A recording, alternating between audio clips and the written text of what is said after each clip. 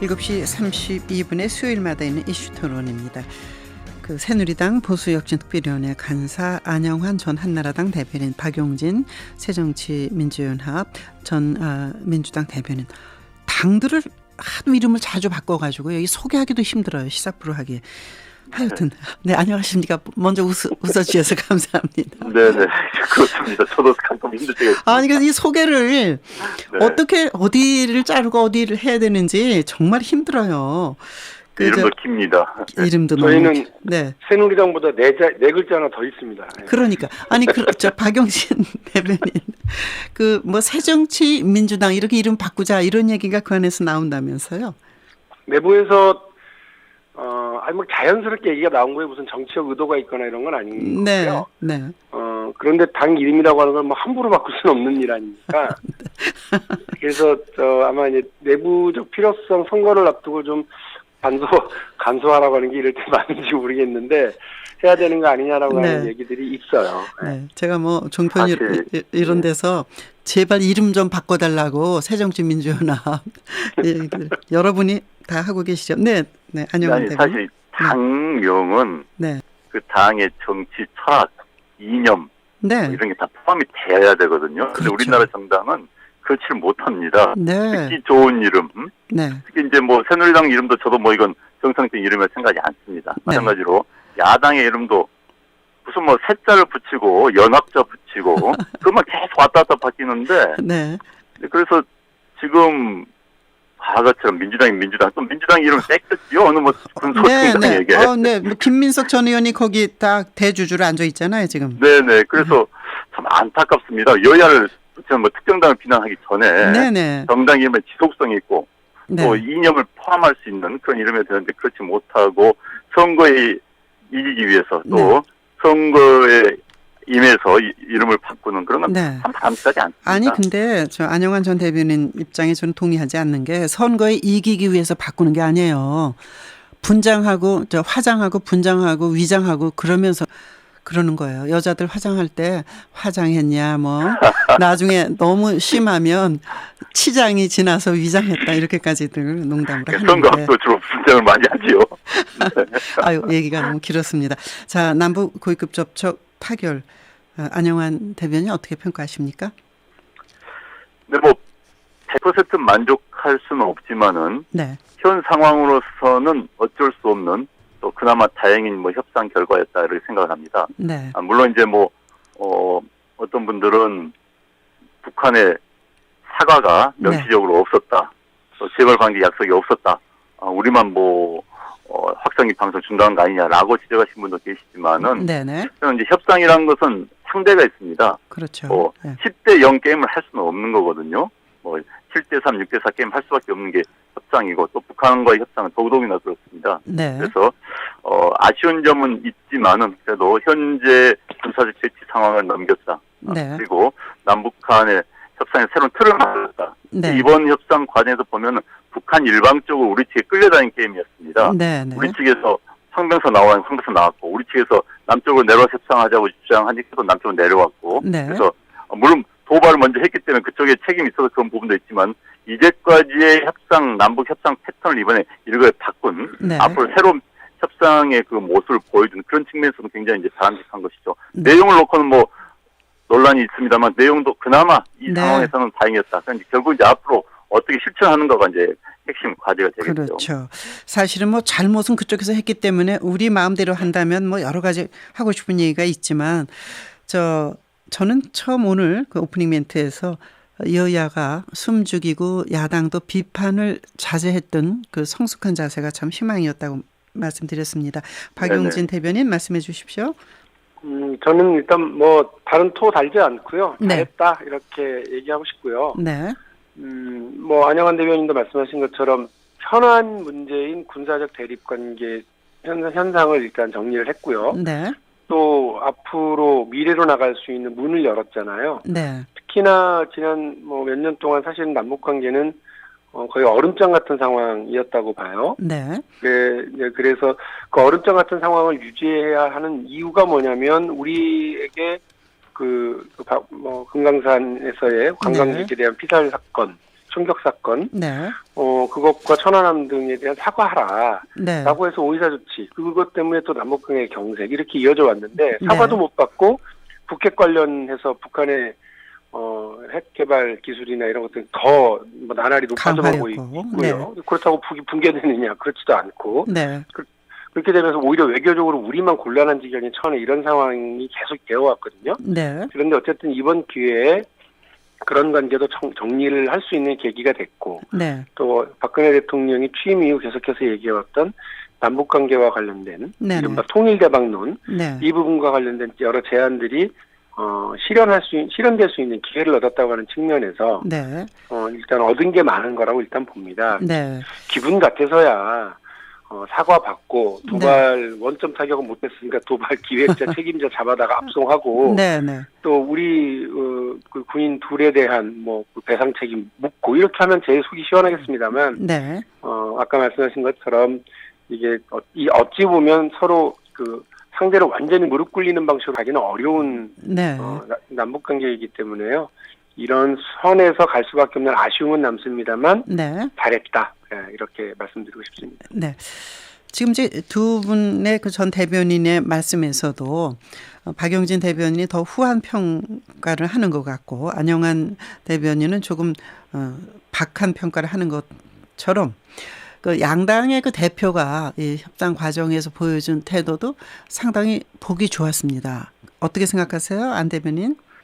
네, 저는 이제 새누리당의 여당이니까 그렇다 치고요. 겸손하게. 문재인 대표나 야당에서 보여준 태도는 저도 높이 평가하고 싶습니다. 사실 이번에 협상단이 힘을 받을 수 있었던 것은 그래서 우리 국방부가 북한 측에서 강한 태세를 취할 수 있었던 것은 야당의 지원.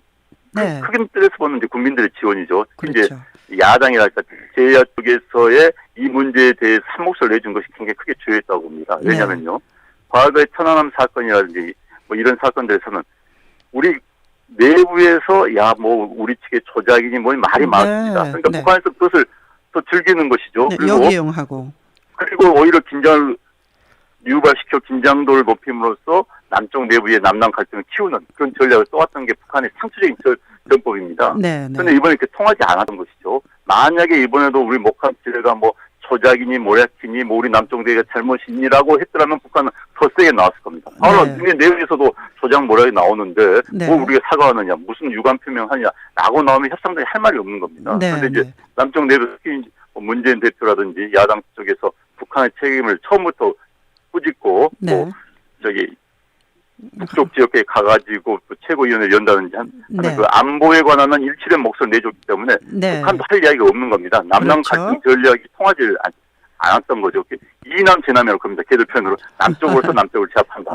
이남 제남 전략이면 통하지 않았던 것이 북측의 태도를 그렇게 만들었고 또 우리가 이번에 협상을 하는데 여러 가지였다. 앞으로 이 문제도 안보에 관한 한 몫을 낸다는 게 얼마나 중요한지 이번에 다시 한번 깨닫게 됐습니다. 정말 그 야당의 태도가 과거와 달리 정치적 개입을 자제하고 초당적 협력을 강조했다는 거 그 점이 굉장히 돋보였습니다. 그런데 저희 야당으로서는 약간 억울한 건 있어요. 그러세요? 이번에만 그런 건 아니었어요. 그러니까 박근혜 대통령 취임 초기, 그러니까 취임하기 직전이었죠. 그러니까 3차 핵실험이 있고 나서 가장 먼저 그 북핵 도발과 관련된 여야의 한 목소리를 내자고 제안을 했던 건 문희상 당시 비대위원장이었고요. 그래서 당선인 신분이었습니다만 국회에 와서 이른바 3자 회동을 해서 북핵과 관련된 이제 분명한 입장을 밝혔던 바가 있고요. 또 북이 그 박근혜 대통령을 처음으로 인신공격을 한 적이 있어요. 실명을 거론해서요. 그때가 이제 김한길 대표 시기인데 김한길 대표가 여당보다도 먼저 청와대보다도 먼저 우리 대통령에 대한 모욕은 우리 국민에 대한 모욕으로 받아들여진다. 북이 이런 부분을 잘 명심해서 함부로 다 그렇게 하지 마라. 라고 비판 성명 제일 먼저 김한길 대표 이름으로 했거든요. 그러니까 이런 걸 쭉 보면 야당이 그 안보 문제와 관련해서는 여야 없다라고 하는 입장을 그래도 야당도 10년 정도 정권을 운영해봤던 경험 때문에 그게 분명히 있었는데 이번에만 그렇다라고 얘기하니까 약간 서운한 게 있고요. 아마 천안함 때 그쪽에 계시던 의원들이 저도 그분들 인터뷰한 적이 있습니다만 그때도 사실은 할 말이 있는데 미군에 모였다 여러 가지 얘기가 있었죠. 천안함의 그 초반에 혼란함을 제공한 건 사실은 국방부하고 정부예요. 네. 그러니까 뭐 그 부분에 대해서 다시 말씀드릴 생각은 없는데요. 하여간 뭐 계속해서 혼란한 정보를 제공하고 여러 판단 미스가 나오고 이랬었던 상황이었다는 점을 말씀드리고 싶고요. 네. 이번에 또 달랐던 거는 뭐냐면 일단 초반에 그 상황 보고를 국방부 차관이 하러 여야를 한꺼번에 왔습니다. 네, 백승주 차관. 네. 이게 아주 저는 훌륭한 태도라고 봐요. 네. 두 번째는 최종 합의가 되기 직전에 여당 김무성 대표에게도 알려주고 네. 문재인 대표에게도 새벽에 알려준 걸로 알고 있습니다. 네. 그러니까 청와대가 그동안은 좀 다르게 청와대가 다 꽁꽁 쥐고 가는 게 아니라 어쨌든 사전에 미리 공유하고 여야 할 것 없이 정치권하고 같이 이 부분과 관련해서는 논의하고 갔다라고 하는 점이 있고요. 저는 그런 청와대와 대통령의 태도도 큰 역할을 한 거로 봐요. 앞으로 안보 문제와 관련해서는 정치권이 싸우는 게 아니라 힘을 모으고 공론을 모으는 역할을 같이 할 수 있었으면 좋겠다는 생각입니다. 네, 국민들 마음속에 이번에 그 여야의 태도, 특히 이제 야당의 그 자세에 그 고무적이고 또 뭐 좋게 평가하는 분들이 많은 것 같습니다. 그 박근혜 이번에요. 파트 이러냐면 야당 지도부와는 다르게 야당의 강성 의원들이 있습니다. 네. 뭐 비례대표 전 초선 의원들 중심으로 이분들이 꼭 한두 명 튀는 발언 한 분들 꼭 계세요. 그래서 아주 그냥 찬물을 끼얹는 경우가 있는데 이번에는 그런 분도 없었다는 것도 참 다행입니다. 예, 박근혜 대통령이 임기 이제 반환쯤을 돌지 않았습니까? 네. 네네. 어떻게 보십니까? 이번에 이 남북 그 협상 타결로 힘을 받을 것이다. 그래서 오늘 뭐 의원들 그 연천에도 청와대에서 한다고 그러는데요. 네, 뭐 박근혜 대통령 어제 25일자로 절반의 임기를 넘겼죠. 물론 이제 평가는 뭐 개인적인 위치, 뭐 정치적 입장에 따라 다를 수 있을 것 같습니다만은 힘든 가운데서 뭐 굉장히 최선을 다했다 저는 그렇게 평가를 하고 싶습니다. 역시 국민들이 느끼는 그런 경제입니다. 다른 어떤 것보다. 그런데 경제 부분은 우리나라 경제가 대의존도가 높다 보니까 쉽게 우리만으로 힘을 헤쳐나갈 수 없는 게 우리 경제 구조입니다. 그래서 이제 나름대로 노력을 하고 있죠. 현재 뭐 저성장, 그다음에 뭐 고용 없는 성장은 전 세계인 추세고 뭐 자본주의의 그 위기라는 이야기가 나오고 있는데 그런 상황 속에서 뭐 나름대로 최선 다하고 특히 이제 개혁 부분에 대해서 사실 어느 정부 여당이 표를 깎아 먹으면서까지 개혁에 나서기가 쉽지가 않습니다. 특히 선거를 의식하지 않을 수 없는 게 정치거든요. 또 각 정당인데 그런데 그걸 감수하고라도 시도를 했던 것도 하고 있는 것은 높이 평가를 합니다. 물론 이제 소통 부분에 대해서 많이 지적을 받죠. 저도 그 부분에 대해서는 좀 앞으로 더 노력해야 될 부분이 있다고 봅니다. 더 다가서고 또 야당에게 이번에 뭐 이번 사건과 관련해가지고 문재인 대표에게 밤늦게 알려준 이건 좀 다행이라고 봅니다. 그런 노력들 이제 뭐 야당의 의원들도 청와대에 오늘 새누리당 의원들 청와대 초치했는데 앞으로 야당 의원들도 초치하고 야당 대표에게도 전화하거나 초청해서 식사를 같이 하면서 이야기하는 그런 소통 노력이 더 있었으면 좋겠고요. 그리고 이제 또 하나는 대외 관계에서 뭐 대중, 대미 외교 사실 굉장히 어렵습니다. 한국 외교가. 그런데 그런 부분들에 대해서는 굉장히 균형 잡히게 잘했다. 특히 이번 뭐 대북 문제에 있어서는 원칙. 지난번 개성공단에 대해서 북한이 그 도발에 왔을 때 원칙을 지켜서 우리가 이겨냈거든요. 그런데 이번도 마찬가지입니다. 대통령의 원칙 있는 대응 자세가 북한에 통했고 또 그것이 우리의 대북 관계에서 새로운 틀을 말해줬다. 이런 건 굉장히 높이 평가를 하고 싶습니다. 예, 박용진 대변인 말씀해 주십시오. 어떻게 평가하십니까?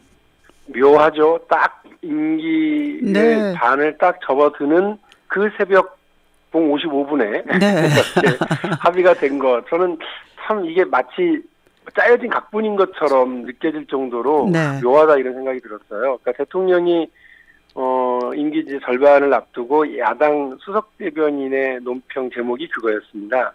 절반의 실패, 남은 절반은 그 희망으로 가져갔으면 좋겠다 이런 거였는데, 그러니까 야당이 보든 또 많은 국민들이 볼 때 지난 2분의 1의 그 대통령 임기는 참 어수선했다라는 느낌이고 성과가 나온 것도 없다 이런 느낌이에요. 그래서 대단히 비판적으로 이야기할 수밖에 없는데 딱 임기 두 번째 후반전 들어서는 그 딱 첫 번째 시간대, 첫 시간에 한 시간대 이런 일이 벌어졌다라고 하는 건 좋은 징조로 보고 싶어요. 좋은 징조로. 그래서 대통령이 전반전에서 뭐 작전도 없고 문전 처리 미숙도 보이고 네. 또 뭐 우리 선수들끼리 손발도 하나도 안 맞고 네. 경제 낙제점, 소통 낙제점, 인사불통 낙제점 이런 인사 참사 낙제점 이런 상황들이 쭉 있기는 했지만 네. 어떤 심기일전의 계기가 될 수 있겠다라는 네. 생각이에요. 대통령도 뭔가 좀 이게 자신감이라는 게 되게 중요하거든요. 그렇죠. 예. 사람 해나가는 일에서 자신감을 가졌으면 좋겠고요. 이제 사실은 남북 문제가 잘 풀리면 국민들이 네. 좋아하는 건 심리적 안도감도 있지만 그렇죠. 예. 남북 문제가 잘 풀리면서 경제적으로 활로도 열 수 있다고 네. 저는 보거든요. 네. 문재인 네. 대표가 경제통일 대박 경제통일론을 얘기하고 신경제지도 구상 이런 것들을 제출한 것도 네. 사실은 통일 구상이라기보다는 경제 구상 측면에서 얘기를 한 거거든요. 네. 네. 그래서 대통령도 그걸 잘 알고 계실 거고 남북 문제가 잘 풀리면 그래서 네. 대통령이 이야기했던 유라시아 이니시티브 네. 준다 이러거나 이렇게 되면 대한민국 경제에 새로운 활로가 생길 수도 있다고 봅니다. 네. 전반전에 가장 걱정스러운 낙제점은 경제 문제거든요. 네. 이 문제와 관련해서 뭔가 이것도 새로운 활로 열어나가는 게 계기가 됐으면 좋겠다는 생각입니다. 경제 주변 환경이 세계의 흐름이 참 좋지 않은 가운데 후반기를 맞았습니다. 그런데 반환점에서 남북 고위급 접촉의 극적 타결이라는 굉장히 좋은 수가 등장했습니다. 안영환 대변인, 앞으로 박근혜 대통령이 주력해야 될 부분은 어떤 거라고 보십니까? 일단은 개혁입니다. 사실 한국 사회가 이대로 갈 수는 없습니다. 네. 노동 분야, 교육 분야, 각 분야에 대한 개혁을 하지 않고서는 다음 정권이 야당이 잡든 여당이 잡든 간에 국정 운영 힘듭니다. 네. 사실 이번 기회에 개혁을 내 팔을 자르는 듯한 고통을 감수하고라도 개혁해야 될 것 같고요. 네. 그다음에 역시 이제 북한 문제입니다. 네. 사실 북한 문제는 전 세계 선진국들이 다 지금 자본주의 위기에 빠져 있습니다. 네. 한국도 마찬가지죠. 그런데 한국은 딴 나라에서 유일한 희망이 있는 국가로 봅니다. 무엇이냐? 남북 문제만 해결되면은 현재 한국 사회 문제를 많은 부분 해소할 수 있다는 거 보는 것이죠. 네. 그래서 남북 문제에 통일 아니더라도 통일을 갈 수 있는 기반을 마련하는 것 2년 반. 그런데 지금 남북 관계가 과거 분단 65년인가요? 분단 70년 만에 가장 급변하는 상황입니다. 그렇기 때문에 이 기회를 잘 살리고 또 이 위기를 잘 넘겨서 그러한 기틀을 마련해 주는 것, 그것이 박근혜 대통령의 남은 2년 반 동안에 가장 큰 업적이면 업적일 수 있고 또 기여라면 기여할 수 있을 것 같습니다. 예. 끝으로 한명숙 전 국무총리의 구속에 대해서 한 총리는 성경책과 백합꽃을 들고 결백하다 하고 들어갔는데 이걸 어떻게 보십니까? 박용진 대변인 말씀해 주십시오. 지난 대법원에서 판결 당시에는 당 지도부도 다 참여를 했고요. 문재인 대표도 참여해서 참 참담하다라고 하는 표현을 얘기를 했거든요. 네. 한명숙 총리에 대한 이 재판 과정 혹은 검찰의 수사 과정을 보면 뭔가 한명숙 총리를 표적 삼아서 수사를 시작했다라고 하는 것은 그런 의혹은 지울 수가 없어요. 그런데 다만 당 지도부도 고민을 했었습니다. 그러니까 이런 억울한 측면은 있지만 대한민국이 어쨌든 법치주의를 얘기를 하고요. 분권 분립을 통해서 한국 사회를 떠받쳐가고 있는 건데 그 한 축인 사법부의 판단에 대해서 야당 지도부가 정면으로 반박하는 것이 적절하냐에 대한 고민이 있었기 때문에 수감할 때의 송별식 자리에는 문재인 대표를 비롯한 당 지도부는 참석하지 않았던 것으로 제가 판단을 합니다. 그런 고민이 있는 거죠. 그래서 일단 사법부의 판결은 존중하고 따르고 합니다만 검찰이 애초에 수사를 착수할 때 과정에서는 어쨌든 마음속으로 찜찜함은 있다라고 하는 점을 말씀을 드리겠습니다. 굉장히 어려우시죠? 네, 말씀하시기가. 안영환 전 대표님 말씀해 주십시오. 내사를 자기 위주로 해석을 하고 정치적 판결이다. 만약에 이겼다면은 어떻게 이야기할지 모르겠습니다. 아마 1심 때 1심에서 무죄를 내니까 이건 사법정의는 살아있다고 그렇게 발표를 했었습니다. 그러니까 자기한테 유리하면은 또 그렇게 사법정의를 이야기하고 불리하면 정치 판결을 이야기하는 것은 말이 안 되고요. 방금 이야기가 나왔었지만 대법원 대한민국의 사법 체계입니다. 대법원의 판결을 무시한다는 건 우리 국가 체계의 시스템 자체를 무시하는 거거든요. 그리고 전직 총리가 정말 아름답지 않은 모습이고요. 좀 부끄러운 모습입니다. 전직 총리가 돈 문제로 감옥에 들어갔다는 것은. 그래서 본인이 그런 모습을 좀 자숙하고 밀치는 모습을 보였더라면은 오히려 저는 지난번에 박기춘 의원이 그러면서 모습이 오히려 좀 깨끗했습니다. 담담하게. 그런 모습이 차라리 좋았지 않았나는 생각이 듭니다. 네. 박기춘 의원에 관해서는 사실은 3억 5,800인가를 받았는데도 순수하게 인정하고 그리고 그렇죠. 뭐 반성하고 참여하고 뭐 그런 말에 사람들이 참 아깝다 이런 말씀들을 많이 하시더라고요. 사실은 이제 한명수 전 국무총리의 그 9억인가 뭐 이것에 대해서 구속되는 걸 보고 여성계에서는 참 참담하게 생각합니다. 여성계에 많은 일을 하신 분이고 최초의 여성 국무총리였는데요. 알겠습니다. 두 분 오늘 이슈 토론 감사합니다. 네, 감사합니다. 네. 지금까지 안영한 그 전 한나라당 대변인, 박용진 전 민주당 대변인과 말씀 나눴습니다.